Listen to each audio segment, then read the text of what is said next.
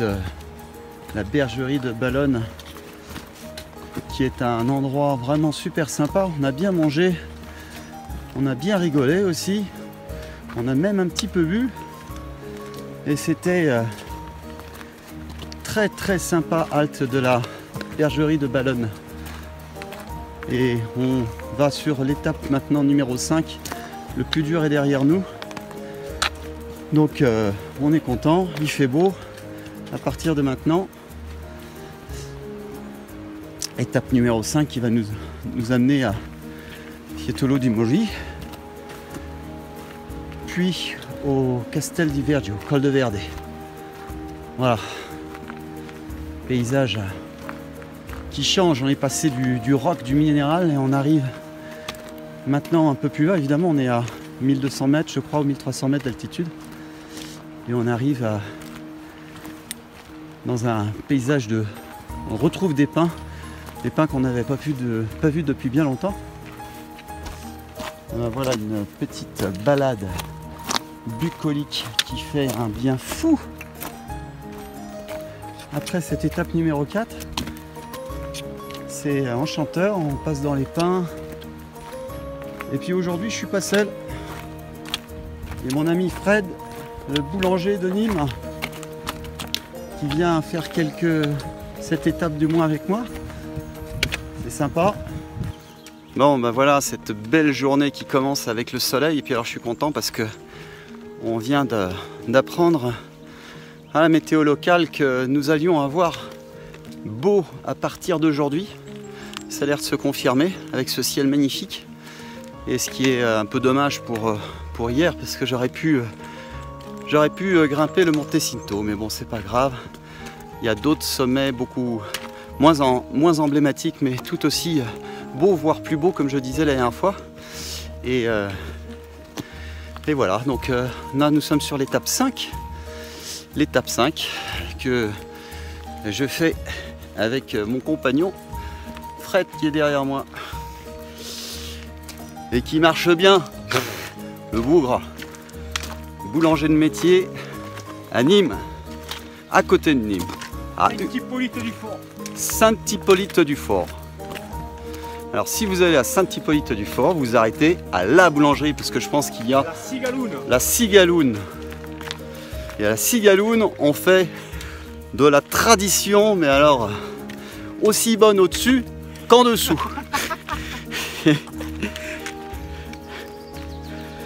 Et on a croisé un trio de compères hier.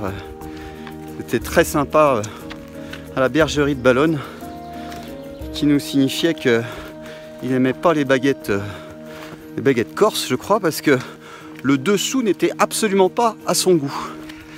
Ça lui restait dans les dents. Alors il disait, bah écoute, c'est pas grave, hein, on va faire 180 km à bouffer des petits lus ou des choses comme ça. Moi, si je vois une baguette, je mange même le dessous.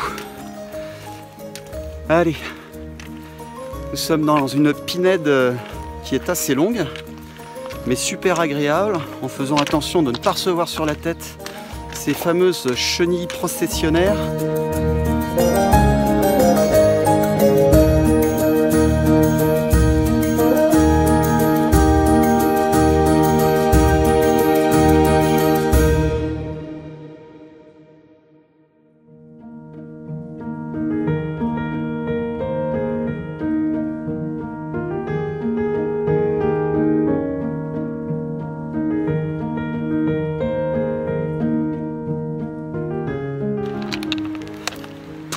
Quand vous avez terminé votre petite balade sous les pins, très agréable, hein.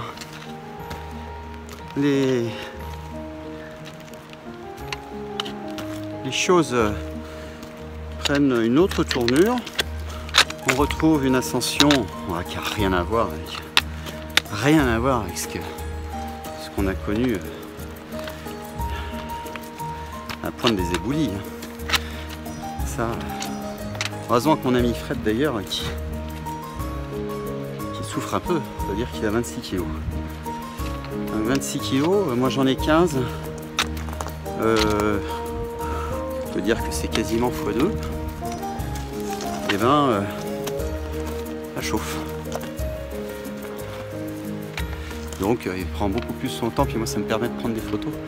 Ça c'est le compromis idéal, d'avoir un compagnon qui marche un peu moins vite que toi et qui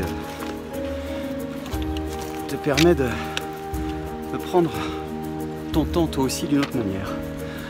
Voilà, donc ah bah ça monte, mais franchement une fois que vous avez fait l'étape 4, plus rien ne vous fait peur. Et dans la tête ça compte. Dans la tête ça compte énormément.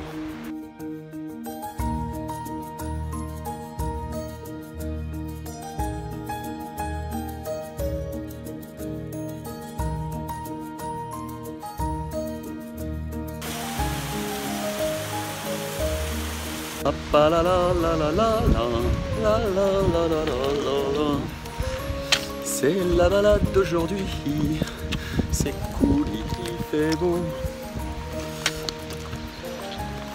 Bon, la grimpette, mais alors la grimpette, la grimpette de campagne, hein. Un petit tour d'horizon pour vous montrer oh combien il fait beau là-haut.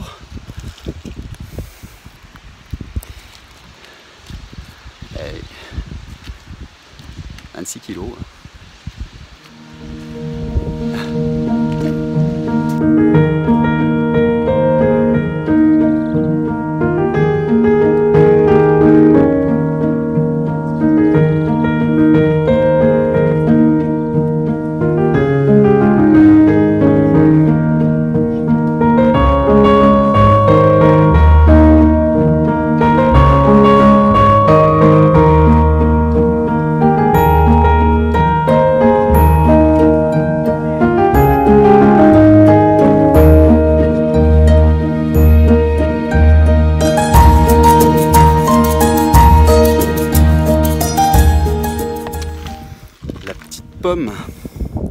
La petite pomme de la bergerie de Bavela. Pour l'instant, c'est le meilleur endroit, le meilleur refuge que j'ai vu sur le GR20. Les gens sont charmants. On a passé une soirée, évidemment, avec Patrick, Rémi et Franck, que je salue, sans compter mon ami Fred qui souffre un petit peu derrière. Et c'était super. La pomme, dans une petite ascension, vous donne des petites vitamines et de la fraîcheur pour pouvoir gravir ce col que Fred attend avec impatience pour son casse-croûte. Depuis ce matin, il ne parle que de bouffer. Moi c'est pour ça, j'aime les vieux. Parce que les vieux ils aiment bouffer. Et moi j'aime bouffer aussi. Plus on vieillit, plus on bouffe. Et ça c'est cool. La bonne bouffe. Bon évidemment vous ne trouverez pas sur le GR20. Une entrecôte. Il paraît qu'il y en a une quelque part. Il y a des chances que ça soit là où j'aimerais d'ailleurs réserver une petite chambre. Au Castel di Viaggio. Juste après justement ce fameux col de Verde qu'on est en train d'atteindre tout doucement. Et je pense que s'il y a une entrecôte, oh, je boufferai une vache. Je mangerai une vache.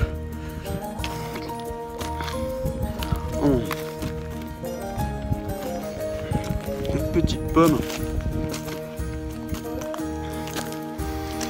Une pomme quand tu la bouffes dans le métro à Paris ou même dans le vieux port de Pornichet, bah, n'a pas le même goût. Là sur le GR20, moi je vous conseille c'est de choper une pomme ou plusieurs pommes. Certains refuges long, notamment justement cette fameuse bergerie de Bavela. Qu'est-ce que je raconte? C'est pas la bergerie de Bavela, la bergerie de Ballonne. La pomme de la bergerie de Ballonne.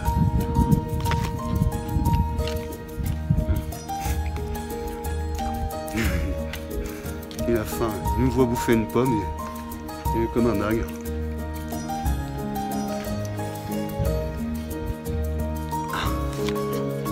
Il n'en aura pas. C'est trop bon. Il croit qu'il va manger de ma pomme. Il est gentil, pourtant il m'a offert un café. Mais une pomme, ça se prête pas, ça se partage pas une pomme. Hein? Attends, les élèves, ils l'ont partagé. Peut-être lui filer le trognon.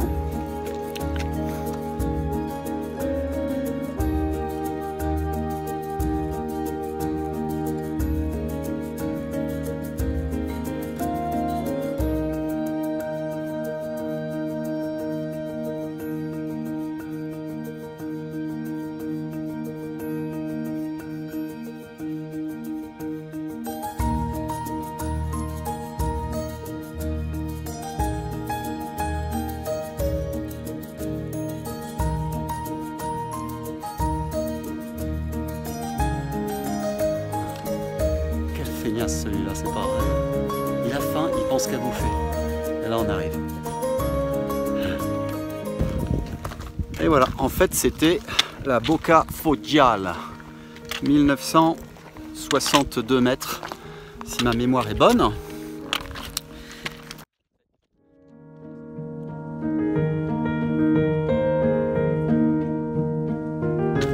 Moins spectaculaire que, bien sûr, les 4 premières étapes. Du moins les 2, 3 et 4. La première, elle est sympathique, mais elle n'a rien de spectaculaire. La 2, la 3, c'est une pure merveille. C'est dommage que j'ai eu pas très beau temps.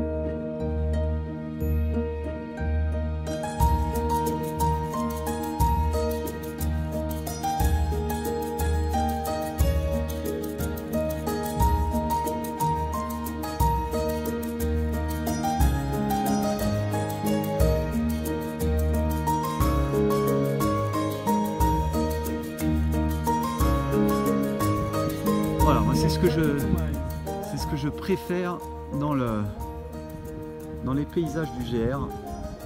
C'est cette brume qui se déploie là, qui se lève, qui vient de l'autre côté du col.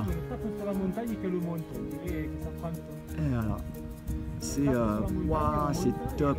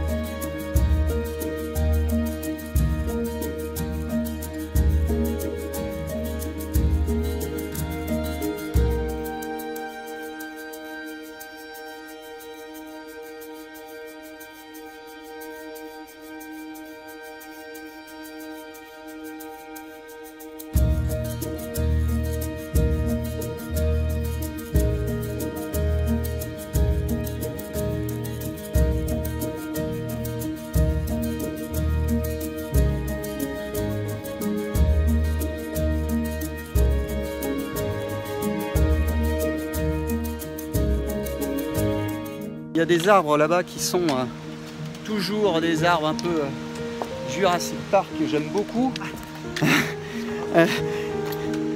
Fred il se marre à chaque fois que je me parle Jurassic Park, mais je suis un des rares à être persuadé que un moment ou un autre on va voir un vélociraptor ou un...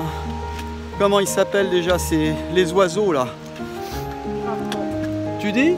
Piraptor. Piraptor? Non, c'est pas ça? Je sais plus. Oh, je le crois, hein, parce qu'il est un peu plus dinosaure que moi, lui. Bah ouais, et 3 ans de plus, ça se voit, hein. Moi ça. Alors moi j'ouvre grand mes yeux parce que je suis sûr qu'il y a une bestiole qui va sortir. Un varan géant ou un...